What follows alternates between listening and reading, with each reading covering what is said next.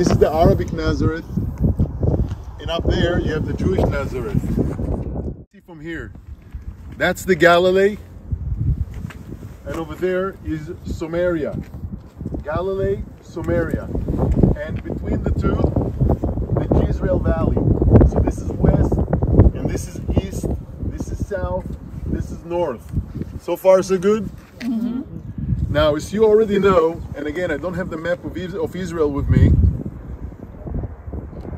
If you remember the topographic map that we showed you, remember the topography of Israel? Mountains, valley, mountains, coastline. Mm-hmm. So you have the mountains over there on the other side of the Jordan, and then you have the valley. Remember the valley we were driving, the Dead Sea Valley and the Sea of Galilee Valley?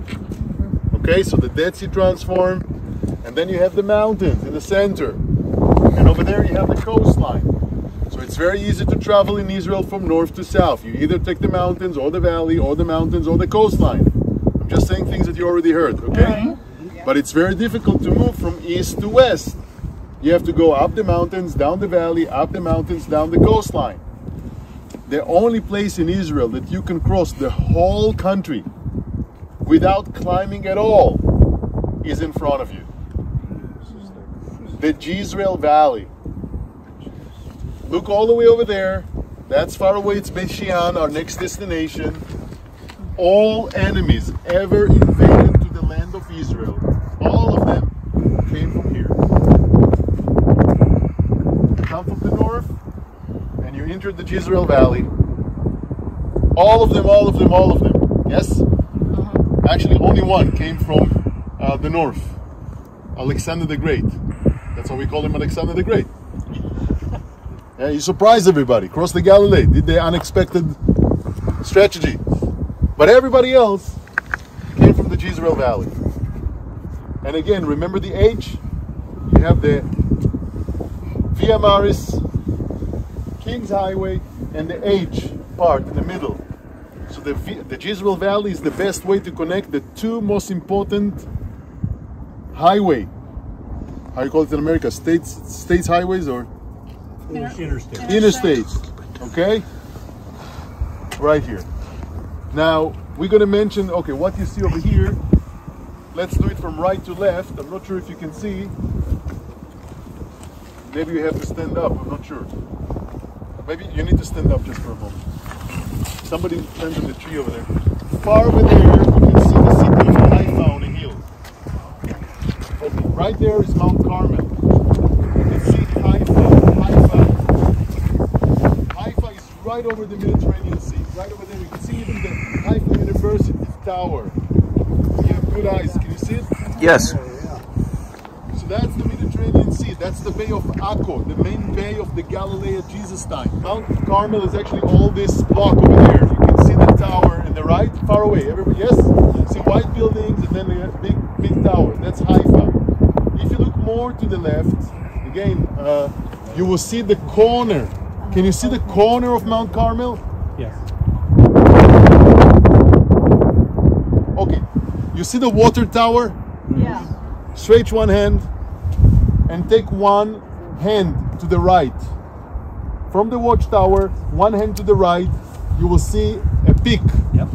That's the corner of Mount Carmel. And if you have very good eyes, you can also see white building on the top. That's where Elijah challenged the Baal prophets. The white building is a monastery that was built right where used to be the house of Baal.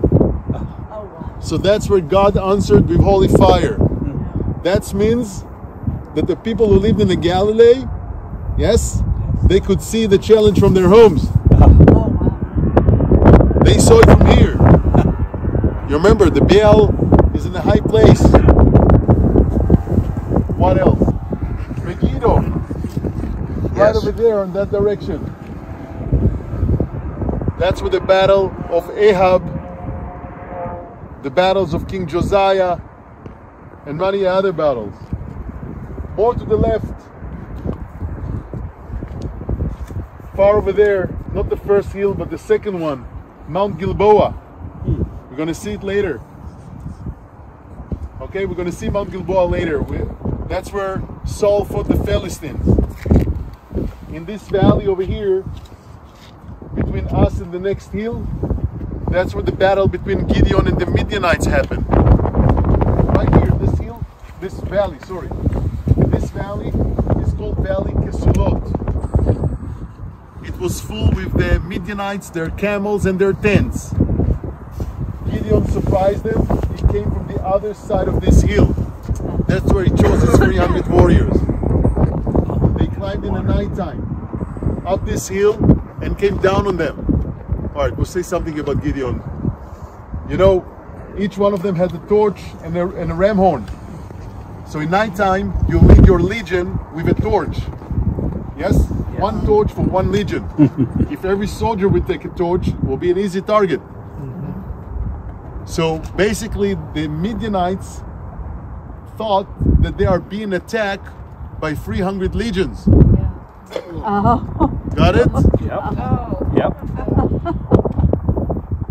Because they sound the shofar. 300 shofar on the same time. Yep. And the moment they break the vessel, your torch ignites. The torch is like this, you hide it, but the moment you break it, the oxygen ignites the torch. So suddenly you see those torches surprising you, marching on you from 3 directions. And the first sound you're going to hear when the enemy surprise you is the sounds of the breaking vessels.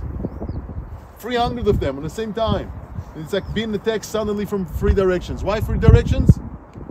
You leave one way to the enemy to escape. Why? That's what the ambush is.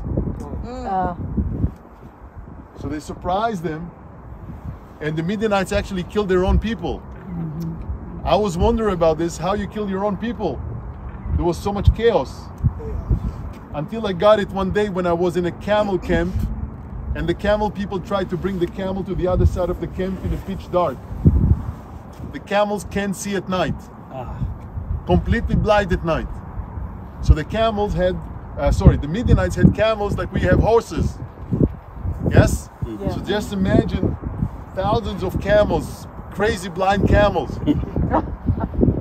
in all this chaos. Yeah. So they killed their own brothers in the night. And they escape over there, and when they tried to cross the Jordan, the other tribes of Israel joined the battle and killed them on the Jordan fords. And Gideon chased them as far as Midian and killed their princesses, their princes, Ze'ev, Ziba, and Zalmunna. So he chased the enemy to his town and finished the job. Another battle. Up there you can see Mount Tabor, where Barak and Deborah gathered the north tribes of Israel. Yes, against Sisera, the chief of staff of Jabin, the king of Hatzor, and God made a miracle. The chariots of Sisera got stuck in the mud in the sudden rain. Yes? Yeah. And Jael, you remember, how you call her? Jael? Jael. Yeah, she finished the job. Yeah, we talk about clean language in the Bible, yeah. He fell asleep on her leg. Between her leg. He fell asleep. That's the Really? The non-G she made him tired. And then she killed him. No, but it's in the ancient scriptures. Anyway, he was killed by a woman. Yeah. But a gentle, all right. But that's where it's happened. Now, not only biblical battles, but also historical battles. Yes. Sorry about long explanation, but you see the city of Afula. Just behind it, there is a spring. That's where the armies of Genghis Khan Really? stopped by the Mamluks in the Battle of Ain Jaluth, 1291 AD. Yes? Otherwise, you and I would speak Mongolian right now. So the armies of the Mongolians were stopped here. More than that, Napoleon, 1799, he had a battle right over there. When you see the white buildings, the city of Afula, that's where Napoleon fought the British. Okay? And he said that you are looking at the incredible battlefield in the world, the Jezreel Valley. Last, First World War, final battle. Lord Allenby, the British general against the Turks. They named him Lord of Armageddon. Also happened right over here. So all those great biblical battles and the modern battles that I mentioned and many others I did not, all happens over here. And also the end of the days battle. The Battle of Armageddon will happen over here. So you're looking at the largest and the most famous battlefield in the world. You can think about it like a very large American football stadium. There are many way ins and way out, way ins and way out, and people can sit on the hills around it and watch the battle. Yes, and this is the arena. Why you want to watch the battle? If your side is about to win, you have enough time to join them and to take from the loot. If your side is about to lose, you have enough time to run away for your life. Okay? Maybe just to end what we said, you remember we have a custom to read Psalms in place of inspiration. So we mentioned Psalm 51, King David and Bathsheba in the city of David. We mentioned Psalm 61 that we didn't read at the Judean desert. My soul thirsts for you, O God, in a dry and thirsty land where there is no water. We mentioned Psalm 42, like a deer pants on the rivers of water at Tel Dan area, Caesarea Philippi area, and now maybe Psalm 83. This psalm is very ancient. It's using ancient Hebrew language. We think that King David collected it and not necessarily wrote it himself. And this psalm is very special because, or very special to us today in the modern Israel, I should say, because we read it every Memorial Day. The rabbi, by the Western Wall, in the opening ceremony of the Israeli Memorial Day, that's what the rabbi reads, Psalm 83. And my teachers used to teach me that if you want to understand the reason why all the nations wants to conquer God's land, that the answer is in this text. Okay? So if somebody would like to read it for us, we need a good reader for that because there have some difficult for students for university. Kind of. Excuse me. Who would like to read for us? I think he probably knows all the words. I don't know all the words, but I will. I'll stumble through. I'm good. That's my congregation. God, do not keep silent. Do not be deaf, God. Do not be quiet. See how your enemies make an uproar. Those who hate you have acted arrogantly. They devise clever schemes against your people. They conspire against your treasured ones. They say, come, let us wipe them out as a nation, so that Israel's name will no longer be remembered. For they have conspired with one mind, they form an alliance against you. The tents of Edom, the Ishmaelites, Moab and the Hagarites, Gebal, Ammon, Amalek, Philistia, and the inhabitants of Tyre, even as Syria has joined them, they lend support to the sons of Lot. Deal with them as you did with Midian, as you did with Sisera and Jabin and at the Kishon River. They were destroyed at Endor. They became manure on the ground. For their nobles like Oreb and Zeb, and all their tribal leaders, and Zeba and Zalmunna, who said, let us seize God's pastures for ourselves. Make them like tumbleweed, my God, like straw before the wind, as fire burns a forest, as the flame blazes through the mountains. So pursue them with your tempest, and terrify them with your storm.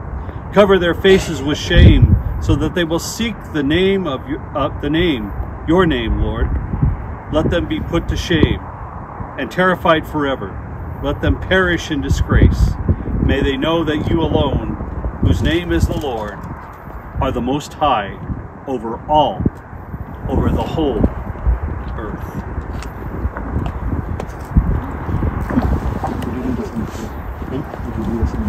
Yes. Oh, gracious heavenly Yahweh, the God of Israel, the God of the world, the God of all creation, the God who is and was and will be. We praise you. We thank you. We thank you for this holy land, this place where you have chosen us to come. We thank you for all your blessings. We praise you for this battlefield, which we know at the end will be the place where you come to give victory, the ultimate victory. We pray a blessing upon this land, upon this people, upon this place. Amen. Amen.